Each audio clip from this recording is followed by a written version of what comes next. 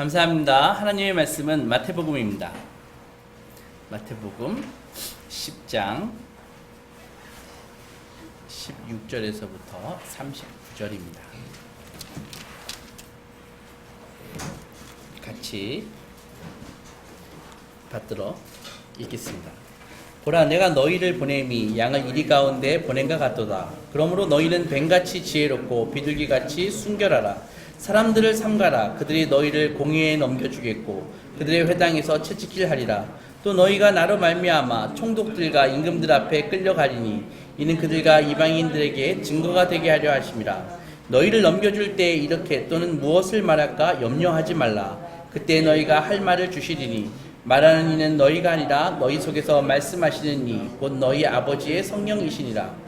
장차 형제가 형제를, 아버지가 자식을 죽는 데에 내주며 자식들이 부모를 대적하여 죽게 하리라. 또 너희가 내 이름으로 말미암아 모든 사람에게 미움을 받을 것이나 끝까지 견디는 자는 구원을 얻으리라. 이 동네에서 너희를 박해하거든 저 동네로 피하라. 내가 진실로 너희에게 이르노니 이스라엘의 모든 동네를 다 다니지 못하여서 인자가 오리라. 제자가 그 선생보다 또는 종이 그 산정보다 높지 못하나니 제자가 그 선생 같고 종이 그 상정 같으면 족하도다. 집 주인을 바알세불이라 하였거늘 하물며 그 집 사람들이라. 그런즉 그들을 두려워하지 말라. 감추인 것이 드러나지 않을 것이 없고 숨은 것이 알려지지 않을 것이 없느니라. 내가 너에게 어두운 데서 이르는 것을 광명한 데서 말하며 너희가 귓속말로 듣는 것을 집 위에서 전파하라. 몸은 죽어도 영혼을 능히 죽이지 못하는 자들을 두려워하지 말고 오직 몸과 영혼을 능히 지옥에 멸하실 수 있는 이를 두려워하라. 참새 2마리가 한 아사리온에 팔리지 않느냐. 그러나 너희 아버지께서 허락하지 아니하시면 그 하나도 땅에 떨어지지 아니하리라. 너희에게는 머리털까지 다 세신 바 되었나니 두려워하지 말라. 너희는 많은 참새보다 귀하니라. 누구든지 사람 앞에서 나를 시인하면 나도 하늘에 계신 내 아버지 앞에서 그를 시인할 것이요 누구든지 사람 앞에서 나를 부인하면 나도 하늘에 계신 내 아버지 앞에서 그를 부인하리라. 내가 세상에 화평을 주러 온 줄로 생각하지 말라. 화평이 아니여 검을 주러 왔노라. 내가 온 것은 사람이 그 아버지와 딸이 어머니와 며느리가 시어머니와 불화하게 하려 함이니 사람의 원수가 자기 집안 식구리라. 아버지나 어머니를 나보다 더 사랑하는 자는 내게 합당하지 아니하고 아들이나 딸을 나보다 더 사랑하는 자도 내게 합당하지 아니하며 또 자기 십자가를 지고 나를 따르지 않는 자도 내게 합당하지 아니하리라. 자기 목숨을 얻는 자는 잃을 것이요 나를 위하여 자기 목숨을 잃는 자는 얻으리라. 아멘.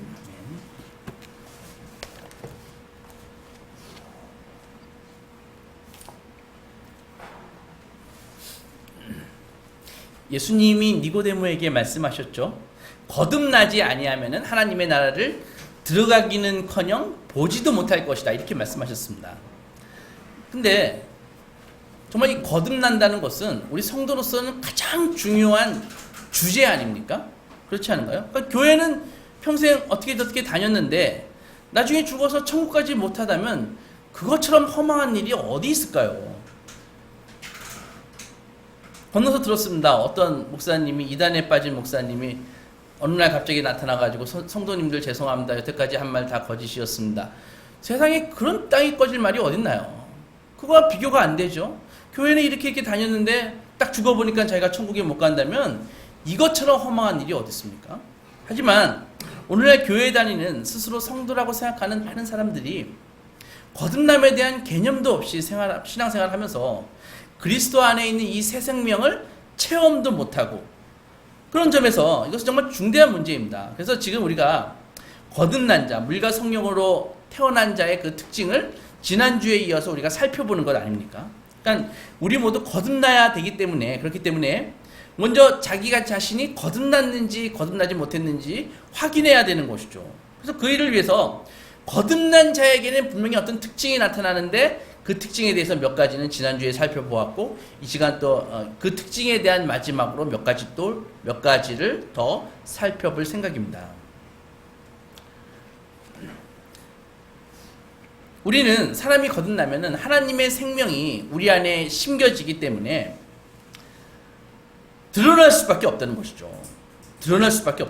그래서 거듭난 성도는 하나님이 자신을 다루시고 계신다는 것을 명백히 알 수 있습니다. 그래서 진심으로 회개하면서 진지한 태도를 보이는 것이죠. 지난주에 이렇게 말씀드렸지 않습니까? 그러니까 계속해서 알아보면은 먼저 우리 모두는 태어날 때 출발은 다 육에 속한 자로 출발한다는 것입니다. 그러니까 태어나자마자 거듭나서 태어나는 사람은 없어요. 출발은 다 육에 속한 자, 세상에 속한 자, 사탄의 자녀로 태어나는 것입니다. 그래서 그렇게 태어나지만은 우리가 새롭게 거듭나게 되면은요, 우리 안에 무슨 일이 일어난다는 것을 알 수 있는 것입니다. 그래서 무슨 일이 실제로 일어난다는 것을 우리가 알 수 있는데, 갈라디아서 5장에서 바울이 이렇게 얘기했어요. 그러니까 육체의 소욕은 성령을 거스르고 성령은 육체를 거스르라니, 이런 좀 알기 어려운 말씀을 했거든요. 그러니까 그게 무슨 말이냐 하면은, 거듭나게 되면은 두 개의 원래 인격에 새로운 인격이 하나 생겨가지고 육체의 소욕과 성령의 소욕, 그러니까는 예전의 자아와 새 자아가 서로 우리 몸 안에서, 우리 안에서 싸움이 일어난다는 것이죠. 투쟁이 일어난다는 것이죠. 그래가지고 성령의 생명의 씨가 심겨져 있기 때문에 그 싸움에서 궁극적으로 이기는데 그 과정이 항상 있는 것이죠. 그래가지고 이전과 다른 새로운 행동과 생각을 하게 되는 것입니다. 거듭나는 사람은요. 그런데 많은 사람들이 이렇게 생각할 수 있어요. 아, 그거 혹시 양심 아니에요? 양심의 가책을 받는 거, 그걸 얘기하는 거 아니에요? 이렇게 얘기할 수 있는데, 그게 아니라 이런 것입니다. 양심이라는 것은요, 언제나 같이 따라오는 말이 가책이에요. 그래서 양심의 가책을 받아가지고 나쁜 일을 안 할 수가 있는데, 양심의 가책을 받아가지고 찬양하는 사람은 없습니다. 양심의 가책을 받아서 예배하는 것을 즐거워하는 사람은 없습니다. 양심의 가책을 받아서 복음을 증거하는 사람은 없다는 것이죠. 그것은 양심의 가책이 아니라 완전히 새로운 자아라는 것이죠. 완전히 다른 사람이, 새로운 생명이 우리에게 심겨진다는 것입니다. 따라서 우리 속에 있는 이 새 생명과 새 본성을 인식한다는 것은 단순히 무슨 양심의 가책을 받아서 어떤 정죄감을 느낀다는 것이 아니라 완전히 새로운 일을 우리가 추구하는 사람으로 변화된다는 것이죠. 그리고 그 대표적인 것은 예배입니다. 그래서 목사는 참 어쩔 수가 없어요. 예배하는 모습을 안 볼 수가 없거든요.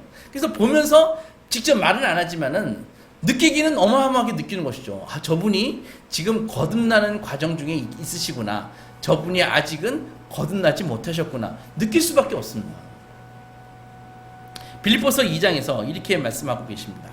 나의 사랑하는 자들아, 너희가 나 있을 때뿐만이 아니라 지금 나 없을 때에도 항상 복종하여 두렵고 떨림으로 너희 구원을 이루라, 이렇게 얘기하거든요. 그래서 너희 안에 행하시는 이는 하나님이시니 자기의 기쁘신 뜻을 위해서 너희에게 소원을 두고 행하게 하시나니, 무슨 말입니까? 하나님께서 하나님의 뜻을 이루기 위해서 성도의 마음속에 자기는 자기 소원이라고 착각하는 하나님의 소원을 심어주십니다. 그래서 그것을 하나님의 뜻 가운데 막 이루도록 자기가 하는 것이죠. 그래서 하나님의 뜻은 그렇게 이루어지는 것입니다. 하나님의 뜻은 하나님의 사람들한테 하나님이 마음속에 소원을 주세요. 그런데 처음에는 그 소원이 자기 소원이라고 착각한다고요. 그런데 그 소원에 따라서 막 열심히 하나님께서 주시는 힘과 자원으로 노력을 할 때 하나님의 뜻이 이루어지는 것입니다. 그래서 성도들은 마음속에 생겨나는 이 하나님 주신 선한 이 소원에 대해서 염려할 필요가 없습니다. 걱정할 필요가 없습니다. 이게 하나님의 뜻인가 생각할 필요가 없습니다. 그냥 하나님 주신 선한 뜻을 아멘하고 받고 노력할 때 하나님의 뜻이 이루어지는 것이죠. 그러니까 너무 그게 멋진 일입니다. 우리가 하나님의 나라가 어떻게 이루어질까요? 하나님의 뜻대로 행동하는 사람들이 하나님의 일을 해야지 이루어지는데, 우리가 예수님을 닮는다, 예수님을 본받는다, 이런 말을 하잖아요. 그러니까 하나님의 나라는 오직 예수님만이 이루실 수가 있는데, 예수님은 예수님 혼자 이루시는 것이 아니라 예수님의 마음을 갖고 있는 사람들을 만드신다고요. 근데 그 예수님을 마음을 가진 사람들은 하나님께서 선한 소원을 주시는 거죠. 각자의 형편과 달란트에 맞게. 그러면 그 소원을 가지고 막 일을 하면은 하나님의 나라가 건설되는 것입니다. 이것이 멋진 하나님의 플랜인 것이죠.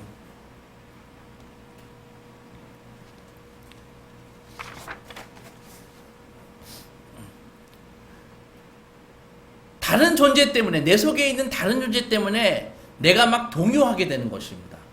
양심의 가책이 아니라 내 안에 있는 다른 존재 때문에, 전에는 없던 것 때문에 막 동요하게 되는 것입니다. 이것을 우리 모태신앙인들은 잘 모를 수가 있어요. 그런데 중간에 회심한 사람은 이것을 아주 현저하게 느낍니다. 아, 과거에 나는 이런 식으로 생각하지 않았어. 과거에 나는 이렇게 행동하지 않았어. 그런데 지금 내가 하는 이 행동을 보고 자신이 놀랍니다. 과거와 너무 다르니까. 뭐가 다른가요? 완전히 다른 사람이 행동하는 것이거든요. 본질상 진노의 자녀에서 이제 거듭난 하나님의 백성이 하나님이 내 마음속에 두신 그 소원대로 할 때 자신이 놀랍니다. 내 예전에 나는 이렇게 생각하지 않았는데. 그리고 현저한 특징은 친구들과의 결별입니다. 너무 안타깝습니다. 저도 마찬가지였습니다. 고등학교 때부터 초등학교 때부터 그렇게 친한 친구들이 있습니다. 초등학교 때, 중학교 때 강아지처럼 걔네들하고 놀았습니다. 별짓을 다 하면서 놀았죠. 그때 노는데 전혀 뜻에 불일치가 없었습니다. 오히려 제가 주도하면 주도했지 불일치가 없었습니다. 그런데 점점 그렇게 친했던 친구들이 시간이 갈수록 이제는 요즘 만나면은 대화가 주제가 너무 다르는 거예요. 그들이 골프 얘기를 하고, 그들이 여행 얘기를 하고, 그들이 재테크에 대해서 얘기할 때 나는 마음속에 속으로 그거보다 더 기쁜 일이 있는데, 더 중요한 일이 있는데, 더 귀한 일이 있는데, 하나님이 내 안에 두신 소원이 있는데, 내 통장에 정말 1억이 꽂히는 것보다 저 아이가 정말 하나님 예수 그리스도를 영접할 수 있다면은 나는 그것으로 인해서 더 기쁜데, 이런 간증이 속에서 터쳐나오는 사람으로 변화된다는 것이죠. 그것이 옛 자아, 새로운 자아의 그 격차인 것입니다. 본질상 진노의 자녀와 하나님의 자녀가 된 지금의 나와 이 그 격차가 바로 그런 것이라는 것이죠. 신약 성경에 따르면요, 인간은 기본적으로 죄에 가득한 존재라고 말씀하고 있습니다. 우리의 본성은 비틀리고 왜곡되어서 여전히 오염되어 있는 것이죠. 그런데 신성한 그 생명의 씨가, 하나님의 그 말씀의 씨가 우리 안에 들어와서 작용하기 시작을 합니다. 우리가 그것을 인식할 때 정말 놀라지 않을 수 없는 것입니다. 이것을 성경은 갈라디아서 2장 20절에 명백하게 얘기하고 있습니다. 우리가 잘 아는 말씀이죠. 내가 그리스도와 함께 십자가에 못 박혔다. 이제는 내가 산 것이 아니다. 그러나 내가 지금 육체 가운데 사는 것은 나를 사랑하사 나를 위해서 자기 자신을 버리신 하나님의 아들을 믿는 믿음 안에서 사는 것이다. 이렇게 얘기하고 있습니다. 내가 사는 것이 아니구나. 그렇구나. 뭔가 다른 하나님의 새로운 존재가 되어서 내가 변해서 그렇게 사는 것이구나. 이렇게 얘기하고 있습니다. 가장 극명하게 느낀 사도 중에 하나가 바울이었죠. 다소의 그 엄친아, 모든 당시에 유대와 헬라의 문화와 학문을 섭렵한 그 다소의 사울은 나중에 바울이 되지 않습니까? 그가 극명하게 느끼는 것이죠. 그가 원래 그렇게 학문에 뛰어났을 때 그가 했던 일이 무엇인가요? 그의 고백대로 나는 폭행자요, 나는 비방자요, 나는 박해자였다. 그런데 이제는 예수 그리스도의 사도가 되었다. 이 두 극명한 차이가 바울이 정말 뼈저리게 느꼈거든요. 내가 그렇게 세상의 학문에 뛰어나고 바리새인 중에 바리새인이요 산헤드린의 공회의원이었을 때는 비방자요, 폭행자요, 박해자였는데 지금은 예수 그리스도의 종이 돼서 하나님의 복음을 전하는 사람으로 이 변한 이 격차가, 아, 이게 옛자아 새자아의 격차구나. 이게 사도만 느낄 수 있을까요? 아닙니다. 여기에 계신 성도님들 모두 느낄 수 있고 느끼고 계시고 느꼈던 그런 격차인 것입니다. 바울은 그랬습니다. 여전히 나는 같은 사람인데, 나는 난데 근데 나는 나가 아니야. 이렇게 알쏭달쏭한 말을 고백을 할 수밖에 없는 것이죠. 거듭나면 어떻게 달라질까요? 먼저 관심이 달라집니다. 관심이. 놀랍게도요. 그러니까는 오늘날 그리스도와 교회 밖에 있는 중생치 못한 많은 사람들은, 교회에 있건 없건 중생치 못한 사람들은 무엇에 관심이 있을까요? 영적인 것에 관심이 없습니다. 정치에 관심 많습니다. 사회에 관심 많습니다. 예술에 관심이 많고 스포츠에 관심이 많습니다. 그리고 가장 큰 관심은 재테크에 제일 관심이 많이 있습니다. 그런데 그들도 잠시 하나님에 대해서 말하는 경우는 있죠. 하지만은 정작 하나님에 대해서 아는 바가 없습니다. 사실상 관심조차 없죠. 자기 인생에 대한, 근데 특징이 뭐냐면은 자기 인생에 대한 생각을 하지 않는다는 것입니다. 돈 벌고 재산 늘리고 자식들 교육시키고 이런 것들은 정말 잘합니다. 그런데 가만히 앉아서 인생이란 무엇인가? 인간은 어떤 존재인가? 나는 어떤 사람인가? 나는 왜 여기에 있는 것일까? 그리고 앞으로 어디로 갈 것인가? 죽음이란 무엇일까? 죽음 다음에는 어떤 일이 벌어질까에 대해서는 전혀 관심과 묻지도 않습니다. 이런 문제를 생각하지 않을 뿐 아니라 이런 것을 생각하는 것을 싫어합니다. 죽음에 대해서 생각하기 싫어하는 사람들 아주 많이 있습니다. 그러니까 매일 똑같은 삶을 이렇게 반복하는 사람은 스스로 영적인 자가 아님을 알리는 것입니다. 그들은 복음이나 교회가 진정 어떤 곳인지, 어떻게 생겨났고 무엇을 위해 존재하는지 전혀 관심이 없습니다. 기도에 관심이 없고 성경의 진리에 전혀 관심이 없습니다. 이것이 육에 속한 자의 모습입니다. 그러나 거듭난 자는 다릅니다. 영적인 일에 관심이 있습니다. 본인도 그런 자신을 보고 놀라면서 경탄합니다. 정말 내가 100만 원을 못 벌어도 저 인간 한번 교회 한번 와줬으면 정말 좋겠다. 이런 생각이 드십니까? 그분은 거듭난 분이십니다.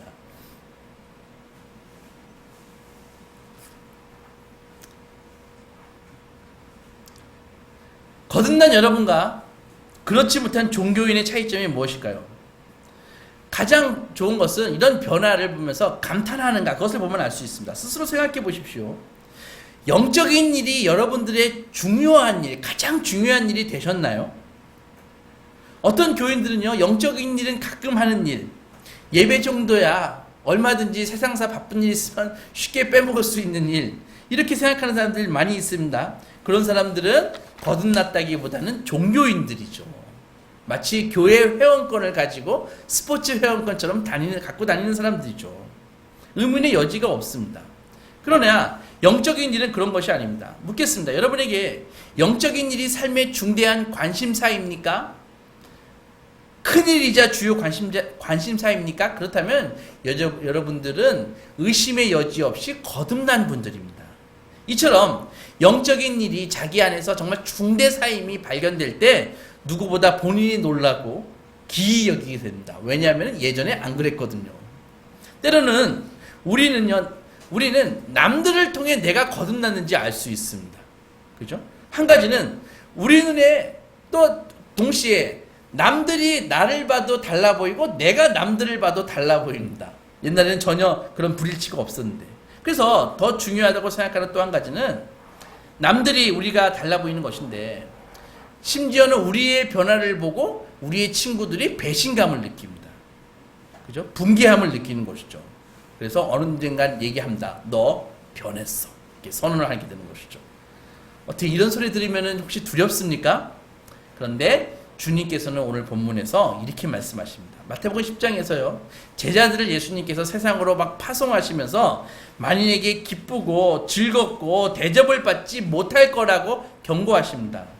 뭐라고 얘기하십니까? 사람들을 삼가라. 또 너희가 나로 말미암아 총독들과 임금들 앞에 끌려가리니 이는 그들과 이방인들에게 증거가 되게 하려 하심이라. 계속해서 말씀하시죠. 말하는 이는 너희가 아니다. 너희 속에 말씀하시는 이는 곧 너희 아버지의 성령이다. 장차 형제가 형제를, 아버지와 자식을 죽이는 데 내줄 것이다. 자식들이 부모를 대적해서 죽게 할 것이다. 또 너희가 내 이름으로 말미암아 모든 사람에게 미움을 받을 것이나 끝까지 견디는 자는 구원을 얻으리라. 이렇게. 주님께서는 아주 인상적으로 설명해 주시는데요. 가장 앞권인 말씀은 이런 것이죠. 세상의 그 평화의 주님이, 사랑의 주님이 이렇게 말씀하십니다. 내가 너희에게 화평을 주려 온 줄로 생각하지 말라. 화평이 아니요 검을 주러 왔노라. 칼을 주러 왔노라. 내가 온 것은 사람이 그 아버지와 딸이 어머니와 며느리와 시어머니가 불화하게 하려 함이니 사람의 원수가 자기 집안 식구니라. 아버지나 어머니를 나보다 더 사랑하는 자는 내게 합당하지 아니하고 아들이나 딸을 나보다 더 사랑하는 자도 내게 합당하지 아니하며 또 자기 십자가를 지고 나를 따르지 않는 자도 내게 합당하지 아니하리라. 이것이 원리입니다. 이 말을 듣고 예수님 단순 무식하게 아버지와 어머니랑 싸우라는 얘기가 아니죠. 우리가 거듭난 자와 거듭나지 못한 가족과의 그 생길 수 있는 그 어마어마한 진리에 대한 갈등을 얘기하고 있는 것입니다. 교회에 출석하는 한 부부가 있었습니다. 거듭나지 못하고 출석만 했습니다. 그런데 명목상의 그런 기독교인이었었는데 몇 달 후 남편이 거듭났습니다. 아내는 거듭나지 못했습니다. 그래서 남편이 거듭나니까 거듭난 자의 특징을 막 보이는 것입니다. 예를 들면 이런 것이죠. 일주일에 2번 교회에 나가서요. 주일학교로 섬깁니다. 그 다음에 수요일 저녁 예배 나가고, 우리 교회는 없지만 금요일 철학 예배 나가고, 토요일 날 남자들 성경 공부에 나갑니다. 그래서 어느 날 금요일 날 막 기도를 하고 이렇게 밤 늦게 들어오니까는 같이 교회를 다니던 아내가 갑자기 막 분노하는 것입니다. 화를 내는 것입니다.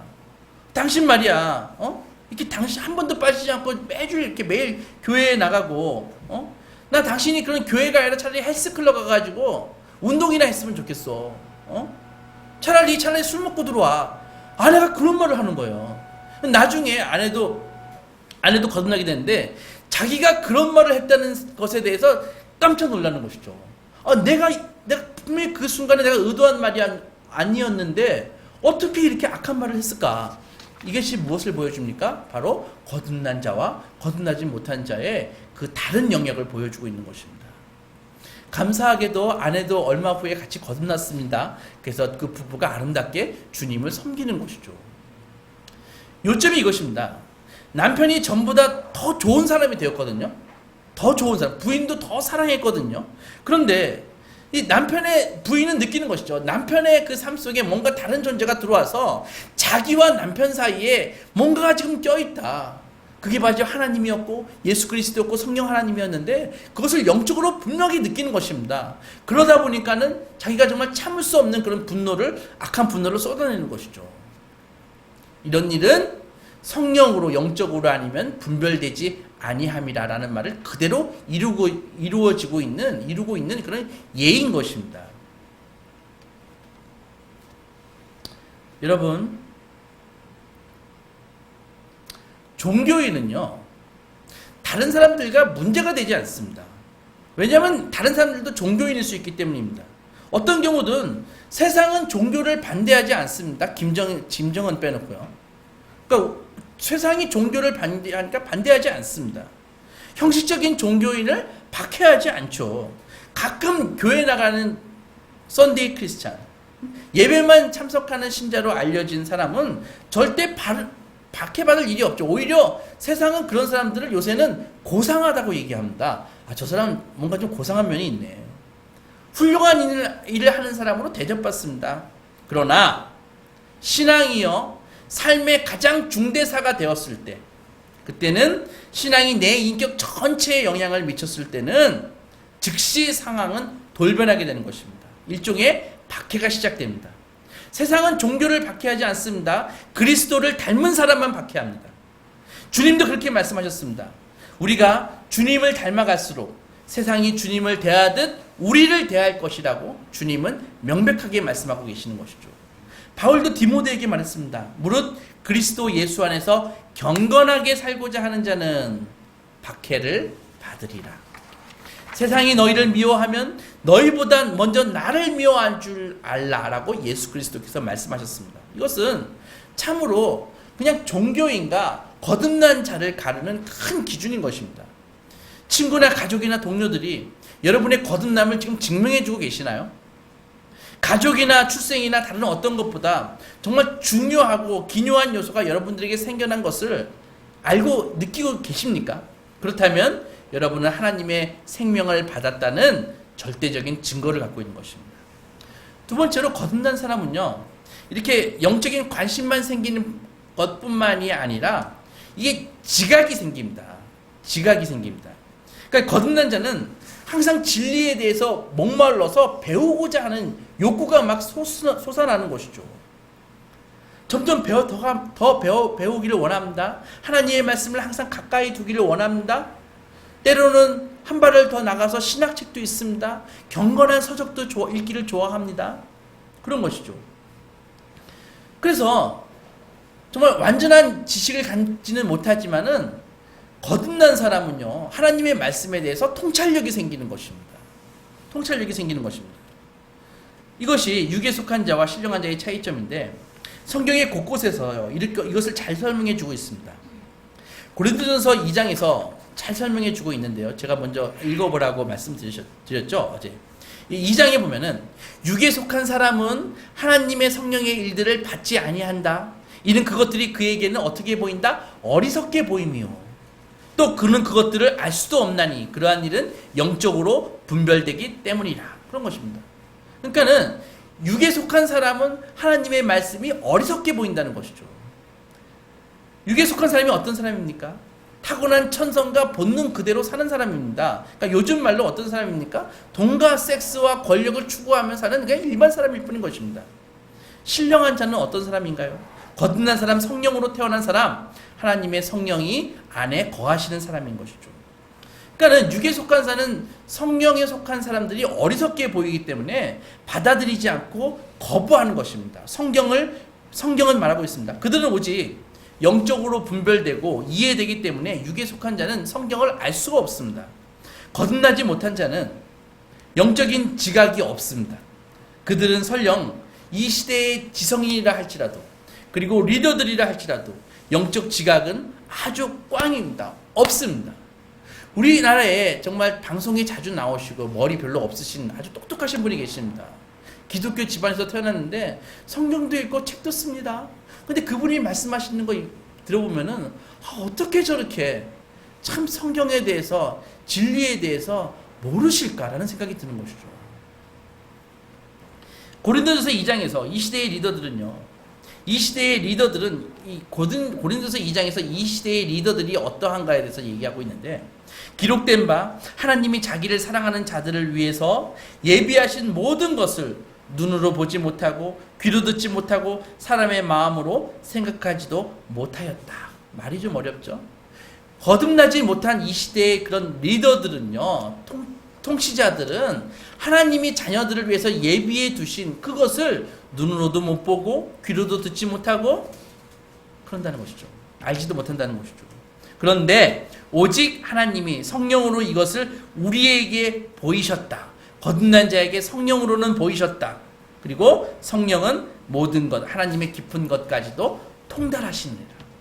그러니까는 성령 하나님이 하나님에 대한 그 완벽한 지식을 가지고 계신, 모든 것, 하나님의 가장 깊은 것도 통달하시는 하나님께서 성도들에게 알려주신다는 것이죠.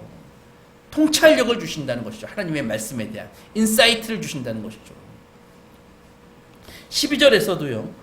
우리가 세상의 영을 받지 아니하고 오직 하나님으로부터 온 영을 받았으니 이는 우리로 하여금 하나님께서 우리에게 은혜로 주신 것들을 알게 하려 함이니라. 그러니까는 이 하나님의 거듭난 백성들은요, 하나님이 주신 것을, 그 은혜를 깨달을 수 있는 통찰력을 주신다는 것입니다. 그래서 누가 16절에서 보면은 누가 주의 마음을 알아서 주를 가르치겠느냐, 우리가 그리스도의 마음을 가졌다, 이렇게 얘기하고 있습니다. 그래서 거듭난 사람은 영적인 일을 이해하는 것이죠. 육에 속한 사람은요, 가련하게도 영적인 일을 이해하지 못하고 더듬거립니다. 종교는 기꺼이 믿을 생각이 있습니다.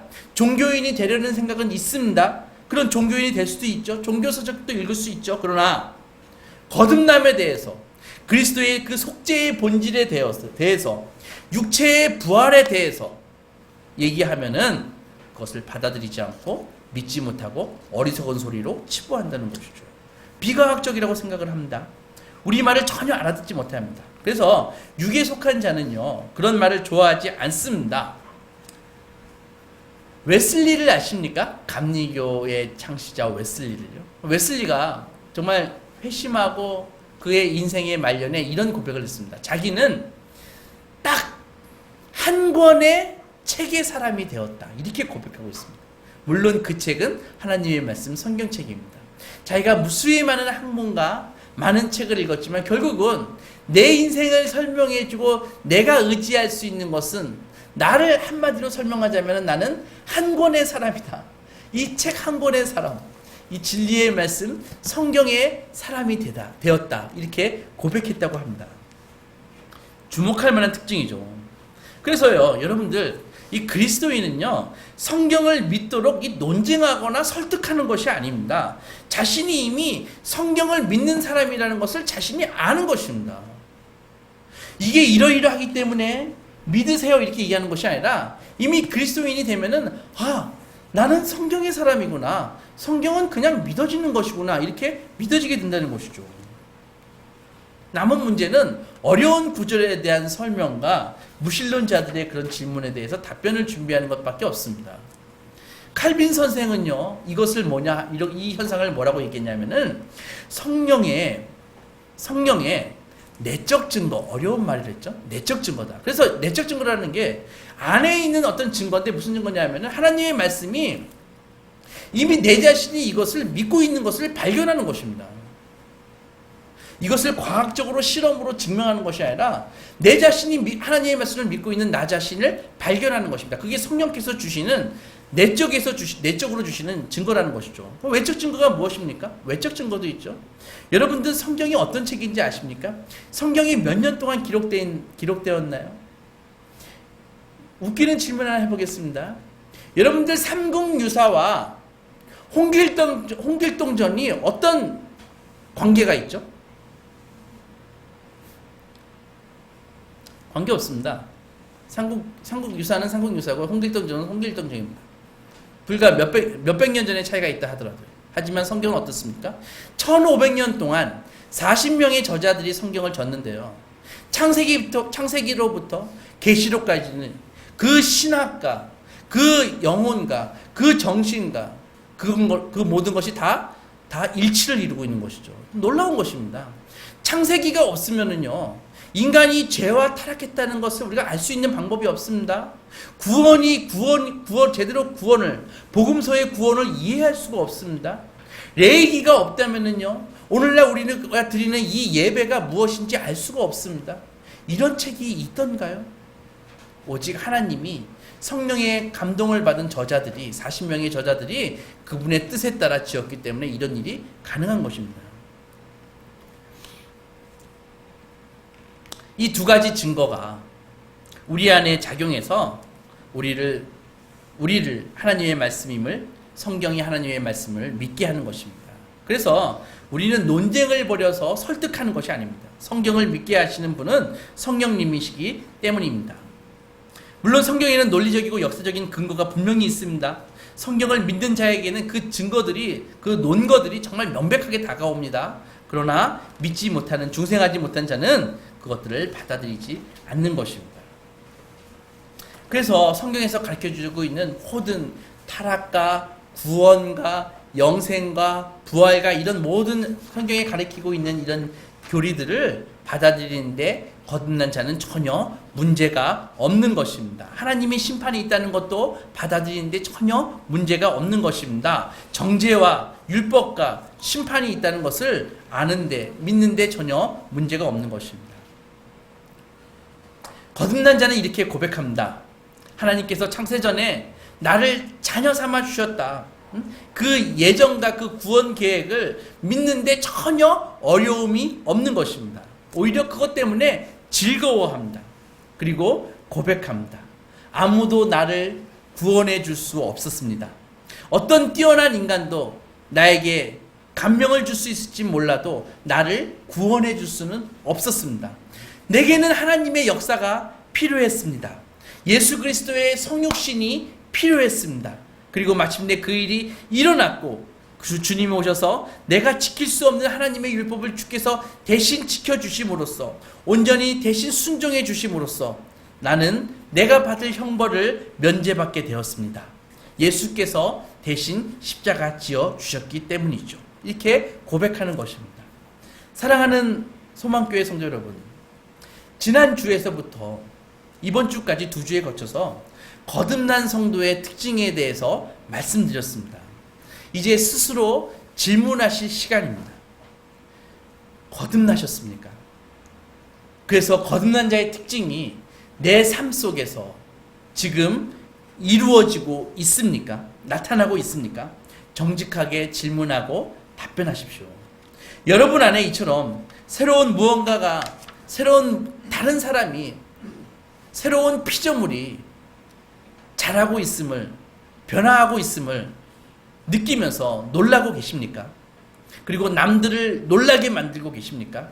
성령의 일을 알아보는 믿음과 눈을 가지고 계신가요?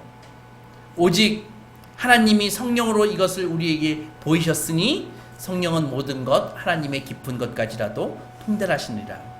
여러분은 영적인 일에 대한 이야기를 기쁘게 듣는 자신을 보면서 놀라고 계신가요? 영적인 일로 인해 기뻐하십니까? 자신이 그렇게 기뻐하신다는 사실에 놀라고 있나요? 그렇다면 여러분들은 거듭난 하나님의 자녀입니다. 더 이상 육에 속한 자가 아닙니다. 하나님의 자녀요 거룩한 백성입니다. 이 모든 일을 하신 분께 찬송과 영광을 돌리시는 거듭난 백성이 되시기 주의 이름으로 축원합니다. 기도하겠습니다.